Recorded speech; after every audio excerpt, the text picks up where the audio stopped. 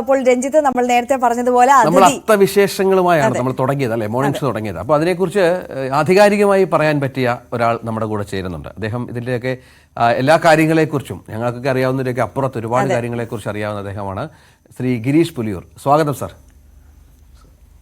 നമസ്കാരം. നമസ്കാരം. നമസ്കാരം. കവിയും ഗാനരചയിതാവുമാണ് അദ്ദേഹം. അപ്പോൾ രഞ്ജിത്ത് സൂചിപ്പിച്ചതുപോലെ തന്നെ ഓണവുമായി ബന്ധപ്പെട്ടിട്ടുള്ള ഒരുപാട് കാര്യങ്ങൾ, അറിവുകൾ നമുക്ക് പറഞ്ഞു തരാനുണ്ട് അദ്ദേഹത്തിന്. കുറെ കാര്യങ്ങളൊക്കെ ഞങ്ങളുടെയൊക്കെ തലമുറയ്ക്ക് കുറെ കാര്യങ്ങളൊക്കെ അറിയാം. പക്ഷേ ഈ പുതിയ തലമുറയിലുള്ള ആളുകൾക്ക് എന്താണ് ഈ അത്തത്തിന്റെ പ്രാധാന്യം, എന്താണ് അത്തം മുതൽ 10 ദിവസം വരെയുള്ള പ്രത്യേകതകൾ, എങ്ങനെയാണ് നമ്മൾ പണ്ടൊക്കെ ഇതിനെ കണ്ടുകൊണ്ടിരുന്നത്, അത്തരം കാര്യങ്ങളെക്കുറിച്ച് നമുക്കൊന്ന് തുടങ്ങുന്നത്. എന്താണ് അത്തം എന്ന് ഉദ്ദേശിക്കുന്നത് എന്ന് നമുക്ക് പറഞ്ഞു തുടങ്ങാം. അത്തപ്പത്തിന് പൊന്നോണം എന്നുള്ളത് ഏറ്റവും പ്രചാരത്തിലുള്ള ഒരു ചൊല്ലാണ്.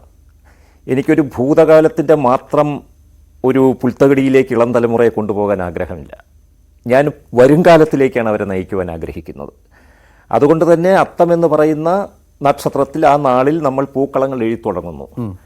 പണ്ട് എങ്ങനെയുള്ള പൂക്കൾ ഉപയോഗിച്ചു, ഏത് രീതിയിൽ ചെയ്തു എന്നതിനേക്കാളും ഇന്ന് നാട്ടിൽ ചോരക്കളങ്ങൾക്ക് പകരം പൂക്കളങ്ങൾ എഴുതണം എന്നാണ് എൻ്റെ രക്തമായ മക്കളോട് എനിക്ക് പറയുവാനുള്ളത്. കാരണം ലോകത്തെവിടെയും ക്രൂരതകൾ കൂടിക്കൊണ്ടിരിക്കുകയാണ്. പുരാണങ്ങളിലോ ഇതിഹാസങ്ങളിലോ നമ്മുടെ ചരിത്രത്തിലോ കാണാത്ത രീതിയിലുള്ള ക്രൂരത ഇത്രയും വലിയ പുരോഗതികൾ നേടിയ നമ്മുടെ മനുഷ്യകുലം ഇന്നും നേരിട്ടുകൊണ്ടിരിക്കുന്നു. അതിനെതിരെയുള്ള ജാഗ്രതാ പ്രഭാതമായിരിക്കണം ഈ അത്തപ്രഭാതം എന്നാണ് എനിക്ക് പറയാനുള്ളത്. ഇത്തരം ആഘോഷങ്ങളുടെ ഒരു പ്രത്യേകതയും അതാണ്. നമ്മൾ ആ സമയങ്ങളിലൊക്കെ ഇതിലേക്ക് കുറച്ചുകൂടി ഒരുപക്ഷെ ഈ നമ്മുടെ കാരണവന്മാരൊക്കെ ഇത്തരം ആഘോഷങ്ങൾ കൂടുതൽ പ്രാധാന്യം കൊടുത്തതൊക്കെ ഇത്തരം സംഭവവികാസങ്ങൾ ഭാവിയിൽ ഉണ്ടാകുമെന്ന് മുൻകൂട്ടി പ്രതീക്ഷിച്ചും ആ സമയത്തെങ്കിലും ഒന്ന് ഒതുങ്ങട്ടെ അല്ലേ? അല്ല, അതൊരു വാസ്തവമാണ്. രഞ്ജിത്ത് പറയുന്നതും ആര്യ കേൾക്കുന്നതിന് വേണ്ടിയും ന്യൂസ് 18 കേരളത്തിൻ്റെ ലക്ഷോപലക്ഷം പ്രേക്ഷകർ അറിയുന്നതിന് വേണ്ടിയും വയലിൻ്റെ കരയിൽ ജനിച്ചു വളർന്ന കുട്ടിയായ ഞാൻ പറഞ്ഞുകൊള്ളട്ടെ.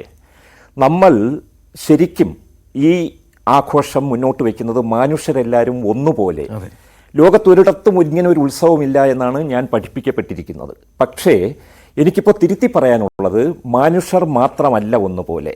ഇവിടെ കരടി, കാട്ടാന, കടുവ, പുലി, കാട്ടുപന്നി പോലും മനുഷ്യരെപ്പോലെ തുല്യരാണ്. മൃഗങ്ങൾ മാത്രമല്ല, സസ്യകുലാദികൾ, വൃക്ഷാദികൾ, പുഴകൾ, ഇതെല്ലാം ഈ പ്രപഞ്ചത്തിൻ്റെ സുന്ദരമായ സന്തതികളാണ് എന്ന ഏറ്റവും വലിയ ബോധം.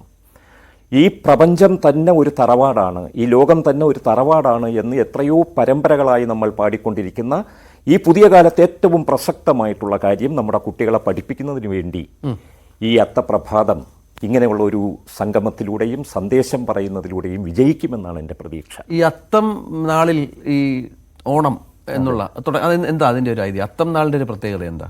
അത്തം നാളിൻ്റെ പ്രത്യേകത പൂക്കളങ്ങൾ എഴുതിത്തുടങ്ങുന്നു എന്നുള്ളത് തന്നെയാണ്. അത്തപ്പത്തിന് പൊന്നോണം. അതിന്റെ ജ്യോതിഷപരമായിട്ടുള്ള കാര്യങ്ങളിലേക്ക് പോയാൽ നമുക്ക് ഇവിടെ നിന്ന് പറഞ്ഞു ഒരുപാട് കാര്യങ്ങൾ. ഓരോ ദിവസത്തിനും ഓരോ പ്രത്യേകതയുണ്ട്. അത്തം മുതൽ 10 ദിവസം ഓരോ നാളിനും പ്രത്യേകതയുണ്ട്. അത്തം ചോതി, അത്തം ഇങ്ങനെ തുടങ്ങി 10 നാളിലെത്തുന്നുണ്ടല്ലോ. അത്തപ്പത്തിന് പൊന്നോണം എന്ന് പറയുന്നുണ്ടല്ലോ. എനിക്ക് തോന്നുന്നു സാറ് ചേട്ടൻ കവിതയൊക്കെ ഇതുമായി ബന്ധപ്പെട്ട് എഴുതിയിട്ടുണ്ടല്ലേ? ഞാൻ ഒരുപാട് കവിതകൾ ഇതിന്റെ ഈ ഓണവുമായിട്ട് ഒരു കവിത ഒന്ന് ചൊല്ലാമോ പ്രേക്ഷകർക്ക് വേണ്ടി? പ്രേക്ഷകർക്ക് വേണ്ടി ചൊല്ലുന്ന ഞാൻ എൻ്റെ ടീനേജ് കാലത്ത് എഴുതിയിട്ടുള്ള ഒരു കവിതയല്ല. കുറ്റിയിലെന്നെ തളച്ചിട്ട പെണ്ണെ, കറ്റക്കാറൊളി കണ്ണാളെ, താഴത്തും മേലത്തും നിന്നു കുഴയാതെ ചാരത്തും നാലടി പെണ്ണാളെ, കാലണയ്ക്കുള്ളതും ഇല്ലെന്റെ കയ്യിൽ, നാലണയ്ക്കോണം വിലയ്ക്കു വാങ്ങാം, കാലത്തും രാവത്തും സ്വപ്നം കണ്ടു നീ മേലു ചൊരുക്കണ നാളല്ലേ, താമ്പാളം നീട്ടിയിരിക്കടി വെറ്റല പാക്ക് ചവച്ചു ചുവപ്പിക്കാം, കല്ലുമുലക്കച്ച കെട്ടിയ മാനത്തല്ലലിഞ്ഞു മരിക്കുന്നു. ഇത് ഞാൻ 20ാമത്തെ വയസ്സിൽ കുറച്ചും കൂടെ ഇതിൽ താമ്പാളം നീട്ടിയിരിക്കുക, വെറ്റലപ്പാക്ക് ചവച്ച് ചുവപ്പിക്കുക എന്നൊക്കെ പറഞ്ഞാൽ ഇന്നത്തെ തലമുറയ്ക്ക് ഒരുപക്ഷെ അന്യം നിന്ന് പോയ ചില ശീലങ്ങളായിരിക്കാം. എങ്കിലും നമുക്ക് ഓർത്തെടുക്കുവാൻ ഒരുപാട് നല്ല കാര്യങ്ങൾ ഉള്ളത് കൊണ്ടാണ്, അതുകൊണ്ട് മാത്രമാണ് ഞാൻ കഴിഞ്ഞ കാലത്തിന്റെ സത്യങ്ങളിലേക്ക് മാത്രം ഇപ്പോൾ ഇവിടെ നിന്നുകൊണ്ട് പറയുന്നത്. കാരണം പുതിയ കാലത്തെ നമ്മൾ വരവ് പലരും പറയുന്നത് പഴയ കാലത്തെ ഓണം അല്ല ഇക്കാലത്തെ ഓണം. അങ്ങനെ ഒരു വ്യത്യാസത്തിന്റെ ആവശ്യമില്ല അല്ലേ? നമുക്ക് എങ്ങനെ തലമുറകൾ മാറുന്നു ആ തരത്തിൽ ഓണം ആഘോഷിക്കുക. അതിന്റെ പക്ഷേ ഈ പറഞ്ഞ ഭംഗിയും ഈ ഒരു സമാധാനവും സന്തോഷവും ഐശ്വര്യവും ഒക്കെ ഉണ്ടാകണമെന്നുള്ളതേ ഉള്ളൂ അല്ലേ? ഏത് കാലത്തിനും ചേരുന്ന രീതിയിൽ ഇപ്പൊ പകരുന്നു പരമ്പരയായി പലതും.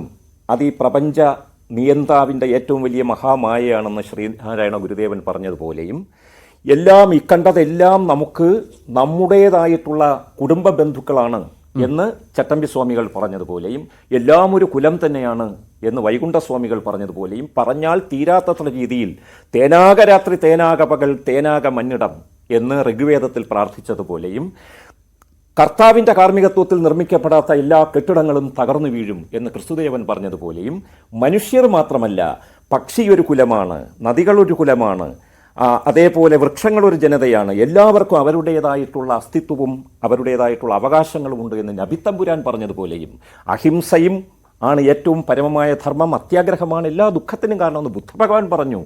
ഈ അത്തത്തിൻ്റെ 10 ദിനങ്ങളിൽ ഓരോ ദിനത്തിലും പൂക്കളമിടാൻ ഇങ്ങനെയുള്ള ഓരോ സന്ദേശം പോരെ? അത് മതി നമുക്ക് വളരെ മാന്യമായിട്ട് ജീവിക്കാൻ.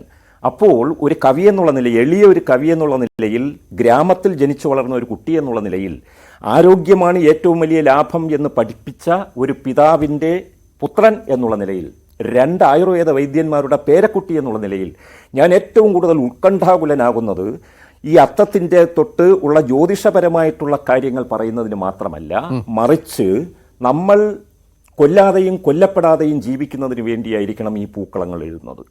ആ പൂക്കളങ്ങൾ നിറം ചേർത്ത ഉപ്പ് പരലുകൾ കൊണ്ടാണെങ്കിലോ കല്ലുകൾ കൊണ്ടാണെങ്കിലോ എങ്ങനെയും ആ പൂക്കളം തീർക്കുക.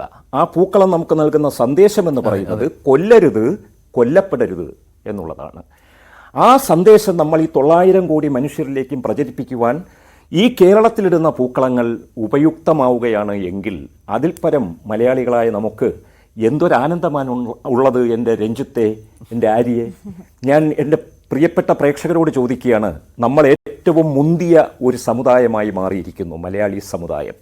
കഴിഞ്ഞ നൂറ്റാണ്ടിൽ ഇതേ സമയം ഒരു സംക്രമണ കാലമായിരുന്നു. അന്ന് മനുഷ്യൻ കാണാത്ത ഒരു കാലമായിരുന്നു.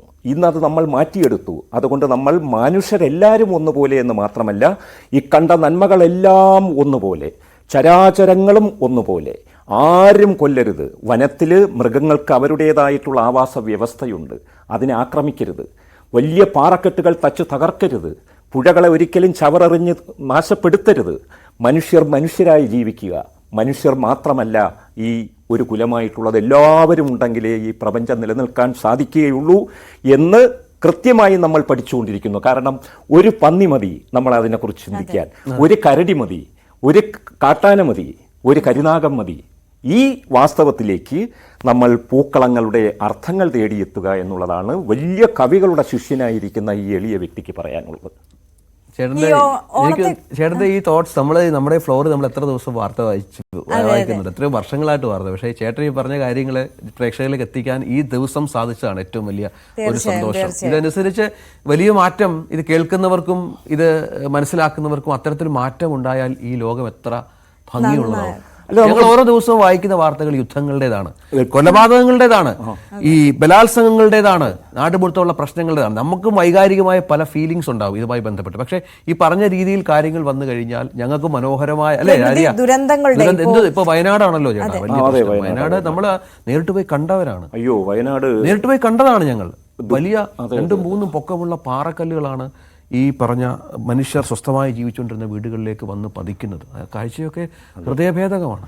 നമുക്ക് ദുരന്തങ്ങൾക്ക് ആശ്വാസം നൽകുന്നതിന് വേണ്ടി നമ്മൾ ഒന്നിച്ചു കൂടുന്നുണ്ട്. പക്ഷേ ഈ ദുരന്തങ്ങൾ ആവർത്തിക്കാതിരിക്കാൻ എന്ത് ചെയ്യണമെന്ന് കൂടി വളരെ ഭംഗിയായിട്ട് പരിഗണിച്ചുകൊണ്ട് അതിനുവേണ്ടിയുള്ള പ്രവർത്തനങ്ങൾ നടത്തുക. ചേട്ടൻ്റെ കണ്ണ് നിറഞ്ഞു അല്പം? എനിക്കൊന്ന് കണ്ണ് നിറഞ്ഞു. കാരണം വയനാടെന്ന് കേട്ടപ്പോൾ ഇങ്ങനെ ചൂരൽ മലയിൽ വീശിയടിക്കും കാറ്റിന് കണ്ണീർ ചൂടുണ്ട്, അലറി അടുക്കും കാറ്റിന് പറയാൻ പുതിയൊരു പകയുടെ കഥയുണ്ട്, അരുതരുതെന്നലറിപ്പായും ചോരപ്പുഴയുടെ കയമുണ്ട്.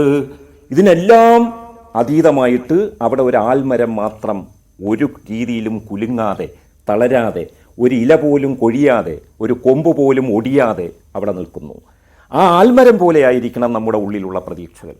അങ്ങനെ വാടാത്ത പ്രതീക്ഷകൾ കൊണ്ട് പൂക്കളം എഴുതാൻ എൻ്റെ ഇളയ കുട്ടികൾ, എൻ്റെ പുതിയ തലമുറയിലെ രക്തമായ മക്കൾ, കേരളത്തിൻ്റെ ഏറ്റവും വലിയ ഐശ്വര്യം എന്ന് പറയുന്നത് നമ്മുടെ വിദ്യാലയങ്ങളിൽ ഓടിക്കളിക്കുന്ന നമ്മുടെ മക്കളാണ്.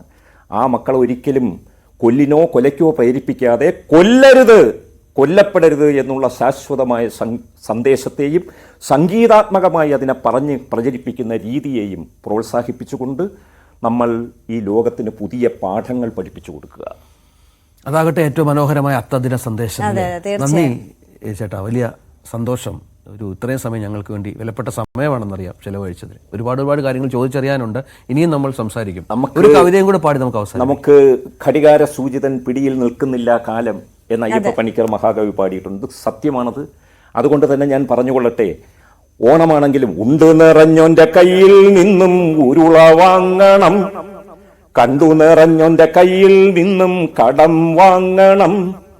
ഉണ്ട് നിറഞ്ഞവരുണ്ടോ, എല്ലാം കണ്ടു നിറഞ്ഞവരുണ്ടോ, ഇങ്ങനെ തെണ്ടിയൊരുത്തനൊരിക്കൽ പാടിയ പാട്ട് കേട്ടിട്ടുണ്ടോ? ഉണ്ട് നിറഞ്ഞോന്റെ കയ്യിൽ നിന്നും ഉരുള വാങ്ങണമെന്നും കണ്ടു നിറഞ്ഞോന്റെ കയ്യിൽ നിന്നും കടം വാങ്ങണമെന്നുള്ളത് മലയാളികൾ പറഞ്ഞ് മക്കളെ വളർത്തിയ പഴഞ്ചൊല്ലാണ്. ഇന്ന് ഉണ്ട് നിറഞ്ഞവരും കണ്ടു നിറഞ്ഞവരും എത്രമാത്രം ഉണ്ടിട്ടും എത്രമാത്രം കണ്ടിട്ടും മാറാതെ പലരെയും കാണാതെയും ഉണ്ണാതെയും ഉള്ള അവസ്ഥയിലേക്ക് തള്ളിവിടുന്നു. ലോകം വളരെ ക്രൂരമായിട്ടുള്ള പണാധിപത്യത്തിലേക്കും അധികാര ദുർവിനിയോഗത്തിലേക്കും കടന്നുകൊണ്ടിരിക്കുന്നു. മനുഷ്യനെ വേട്ടയാടി പിടിക്കുന്നു. യുദ്ധങ്ങൾ എവിടെയും കാണുന്നു, മഹാപ്രളയങ്ങൾ കാണുന്നു. മഹാമാരിയായിട്ടുള്ള കോവിഡ് ടൈമിൽ ഒരു കൊച്ചു ജീവി വന്ന് നമ്മളെ പഠിപ്പിച്ചു, വലുതാരാണ് ചെറുതാരാണ്, വലിയൊരു ചോദ്യം ഇതാണ്, വലുതെല്ലാരും ചെറുതല്ലാരും, ഉത്തരമിങ്ങനെയാണ്. ഓണത്തിന്റെ സന്ദേശം അതാണ്, പൂക്കളത്തിന്റെ സന്ദേശം അതാണ്. വലുതെല്ലാരും, ആരും ചെറുതല്ല, ആരെയും ചെറുതാക്കാൻ നോക്കരുത്. എല്ലാവരും പ്രപഞ്ചത്തിന്റെ ദൃഷ്ടിയിൽ വലിയവരാണ്. മനസ്സ് നിറഞ്ഞു. നന്ദി. ഒരു അധ്യാപകനെ കേട്ടിരിക്കുന്നത് പോലെ ഇത്രയും സമയം. അതൊക്കെ ഞാൻ വലിയ അധ്യാപകരുടെ മുന്നിൽ ഇരുന്നുകൊണ്ടാണ് എനിക്ക് ഇത്രയെങ്കിലും പറയാൻ സാധിക്കും. അത് വലിയ സന്തോഷം. എൻ്റെ അനിയനായിട്ടുള്ള രഞ്ജിത്തിനും അനിയത്തിയായിട്ടുള്ള ആര്യയ്ക്കും ഓണാശംസകൾ നേരുന്നു. സെയിം ടു യു ചേട്ടാ. ന്യൂസ് 18 കേരളത്തിന്റെ ലക്ഷോപലക്ഷം പ്രേക്ഷകർക്ക് ആരോഗ്യമാണ് ഏറ്റവും വലിയ ലാഭം എന്ന ശാശ്വത സന്ദേശം ഞാൻ അറിയിക്കുന്നു. Happy Onam. Thank you. Happy Onam ചേട്ടാ. അപ്പം ചേട്ടനും എല്ലാവിധ ഓണ ആശംസകളും ഞങ്ങളും നേരുകയാണ്. അപ്പോൾ നമുക്ക് ഒരു ഇടവേളയിലേക്ക് പോകാം. ചേട്ടനും ഒരിക്കൽ കൂടി നന്ദി പറഞ്ഞുകൊണ്ട്. Thank you. Thank you so much.